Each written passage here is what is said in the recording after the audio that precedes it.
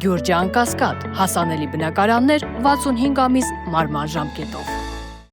Աննա Հակոբյանը 100,000 եվրո է ծախսել Անտալիայում մի քանի օր հանգստանալու համար։ Համենայն դեպս նման բնբամբ հանդես է եկել թուրքական Օդա TV կայքը։ Աղբյուրի փոխանցմամբ Հայաստանի վարչապետի տիկինը հունիսի 19-ից 22-ը իր հանգիստն անցկացրել է Անտալիայի ամենաշքեղ Տիտանիկ Մարդան Փալաս հյուրանոցում, որտեղ ամրագրել է նախագահական շքեղ King Suite համարը։ Նշվում է, որ մեկ օրվա գինը սկսվում է 6000 ԱՄՆ դոլարից։ Ըստ կայքի, Աննա Հակոբյանը նշված օրերի ընթացքում ընդհանուր ծախսել է 5 միլիոն լիրա, որը համարժեք է 100,000 եվրոյի։ Այդ ծախսերի մեջ ներառված են նաև անձնական յոգայի դասերը, զբոսանավի վարձակալություն եւ այլն։ Օդա TV-ն հիշեցրել է, որ այդ շքեղ հյուրանոցը կառուցել է ադրբեջանցի հայտնի գործարար Թելման Իսմայիլովը։ Ներկայումս հյուրանոցը այլ անձի է պատկանում։